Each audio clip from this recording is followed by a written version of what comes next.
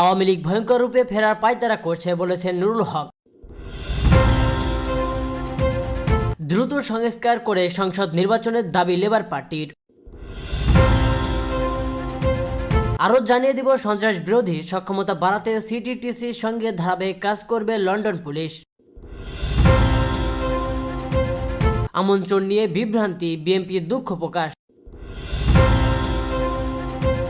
সর্বশেষ জানিয়ে দেব রাজধানীতে যেমন থাকবে আজকের আবহাওয়া। এতক্ষণ শুনছিলেন সংবাদ শিরোনাম, এবার শুনবেন বিস্তারিত। গণ অধিকার পরিষদের সভাপতি ও ডাকসুর সাবেক ভিপি নুরুল হক বলেছেন, আওয়ামী লীগ ভয়ঙ্কর রূপে ফেরার পায়তারা করছে। তিনি বলেন, ছাত্রদের উচিত ছিল আওয়ামী লীগের বিচারের দাবিতে শাহবাগে অবস্থান কর্মসূচি পালন করা, কিন্তু সবাই ভাগ বাটোয়ারা আর ক্ষমতায় যাওয়া নিয়ে ব্যস্ত। রোববার বিকেলে রাজধানীর সেগুনবাগিচায় শ্রমিক অধিকার পরিষদের জাতীয় প্রতিনিধি সভায় নুরুল হক একথা বলেন। এ সময় আগামী 7 ফেব্রুয়ারি শ্রমিক অধিকার পরিষদের কাউন্সিলের ঘোষণা দেন তিনি। কাউন্সিল উপলক্ষে 4 সদস্যের নির্বাচন কমিশনও গঠন করা হয়েছে। সেখানে প্রধান নির্বাচন কমিশনারের দায়িত্ব পালন করেন দলের উচ্চতর পরিষদ সদস্য ও গণমাধ্যম সমন্বয়ক আবু হানিফ।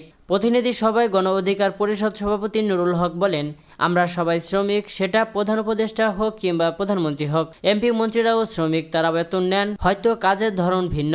শ্রমিক অধিকার পরিষদ জুলাই গণ অভ্যুত্থান গুরুত্বপূর্ণ ভূমিকা পালন করেছে বলে দাবি করেন তিনি। জুলাই ঘোষণাপত্রে গত 15 বছরে বিরোধী মতের সবার ত্যাগ অন্তর্ভুক্ত করার দাবি জানান নুরুল হক। তিনি বলেন, শুধু জুলাই গণ অভ্যুত্থানে আহত কিংবা নিহত ব্যক্তিদের পরিবারকে নয়, গত 15 বছরে লড়াই করতে গিয়ে যারা আহত হয়েছেন তাদেরও সহযোগিতা করতে হবে। যারা জীবন দিয়েছিলেন তাদেরও পরিবারকে সহযোগিতা করতে হবে। দশম, একাদশ ও দ্বাদশ জাতীয় সংসদ নির্বাচনকে জালিয়াতি ও ভোট ডাকাতি নির্বাচন আখ্যায়িত করে নুরুল হক বলেন, 2008 সালেও ভারতের সঙ্গে হাত মিলিয়ে পাতানো নির্বাচন করে আওয়ামী লীগ ক্ষমতায় এসেছিল। ভারতের সহযোগিতায় আওয়ামী লীগ পাখির মতো মানুষ হত্যা করে ক্ষমতায় থাকতে চেয়েছিল। আওয়ামী লীগের হাত থেকে রাজনীতিবিদ, শিক্ষক, আলেম, সাংবাদিক কেউ রেহাই পায়নি। সভায় গণ অধিকার পরিষদের সাধারণ সম্পাদক মোহাম্মদ রাশেদ খান বলেন, শতাধিক পণ্যের ভ্যাট ট্যাক্স বাড়িয়ে অন্তর্বর্তী সরকার জুলুম শুরু করেছে। অনতিবিলম্বে এই ভ্যাট ট্যাক্স প্রত্যাহার করতে হবে। রাশেদ খান আরও বলেন, সরকারকে বলবো হাসিনার স্টাইল অনুসরণ করবেন না, তাহলে পরিণতিও হাসিনার মতো হবে।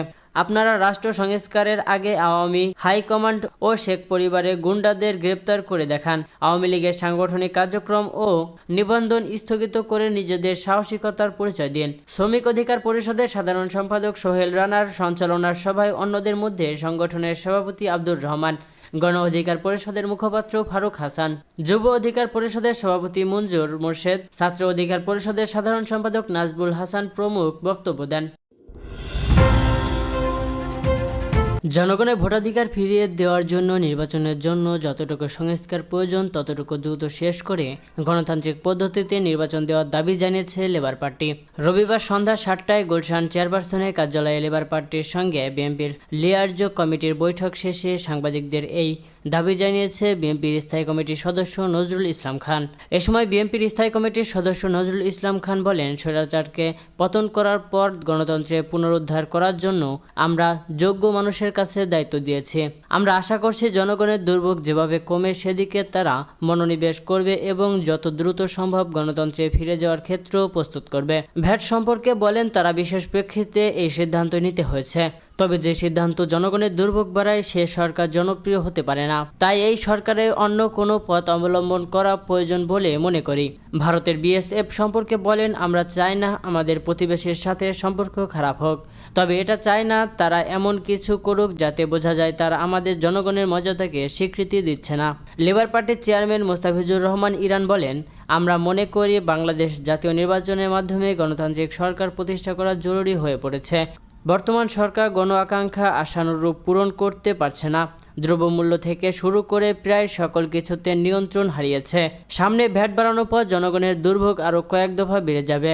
এই নির্বাচনের জন্য প্রয়োজনীয় সংস্কার করে আগামী ডিসেম্বরের মধ্যে একটি সুষ্ঠু নির্বাচন করার আহ্বান জানাচ্ছে। লেবার পার্টির চেয়ারম্যান ডক্টর মুস্তাফিজুর রহমান ইরানের নেতৃত্বে দলটির 8 সদস্যের একটি প্রতিনিধি বিএনপির লিয়াজো কমিটির সঙ্গে বৈঠকে বসেন। বৈঠকে আরও উপস্থিত ছিলেন বিএনপির স্থায়ী কমিটির সদস্য সেলিমা রহমান। সন্ত্রাস বিরোধী সক্ষমতা বৃদ্ধিতে চলমান সহযোগিতা ও অংশীদারত্বের অংশ হিসেবে যুক্তরাজ্যের লন্ডন মেট্রোপলিটন পুলিশের কাউন্টার টেরোরিজম ইউনিটের একটি প্রতিনিধি দল সিটিটিসির প্রধান মোহাম্মদ মাসুদ করিমের সঙ্গে সৌজন্য সাক্ষাৎ করেছে। রোববার ঢাকা মেট্রোপলিটন পুলিশের counter terrorism and transnational crime কার্যালয়ে লন্ডন মেট্রোপলিটন পুলিশের কাউন্টার টেরোরিজম ইউনিটে ডিটেকটিভ চিফ ইন্সপেক্টর সাইমন জোনসের নেতৃত্বে এ সৌজন্য সাক্ষাৎ অনুষ্ঠিত হয়। এ সময় প্রতিনিধি দল সিটিটিসির বোম্ব ডিসপোজাল ইউনিট ও সোয়াট টিম পরিদর্শন করেন। সাক্ষাৎকালে সাইমন জোনস সিটিটিসি কর্মকর্তাদের কর্মদক্ষতা বৃদ্ধি, সন্ত্রাসবাদ ও আন্তর্জাতিক অপরাধ মোকাবিলায় বিভিন্ন বিশেষায়িত প্রশিক্ষণ প্রদানের ধারাবাহিকতা বজায় রাখতে আগ্রহ প্রকাশ করেন।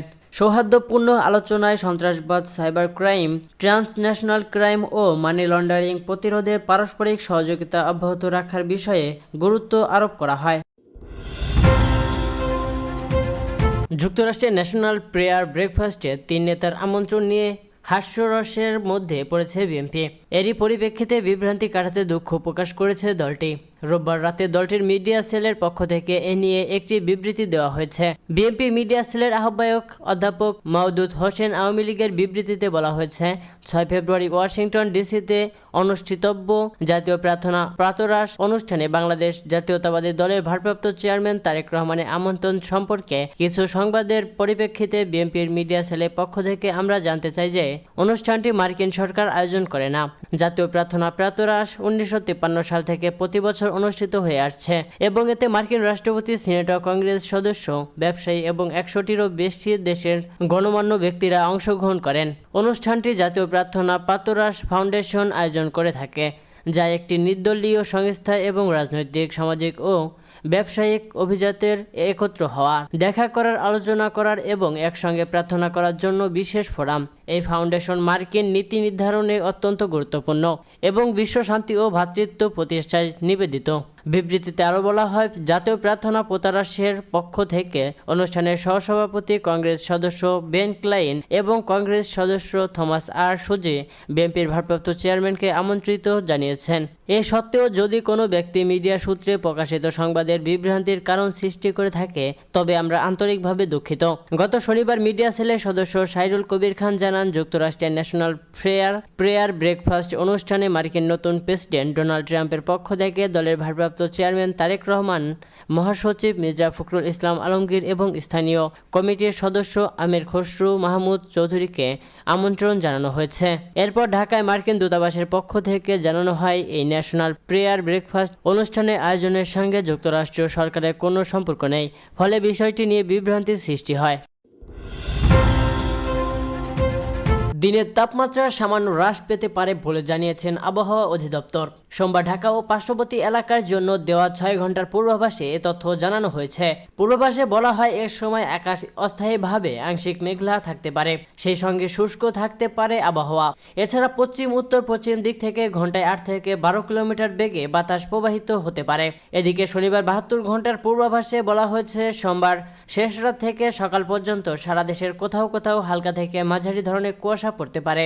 রাতের তাপমাত্রা প্রায় অপরিবর্তিত থাকতে পারে এবং দিনের তাপমাত্রা সামান্য হ্রাস পেতে পারে। এছাড়া অস্থায়ীভাবে আংশিক মেঘলা আকাশ সহ সারা দেশের আবহাওয়া শুষ্ক থাকতে পারে।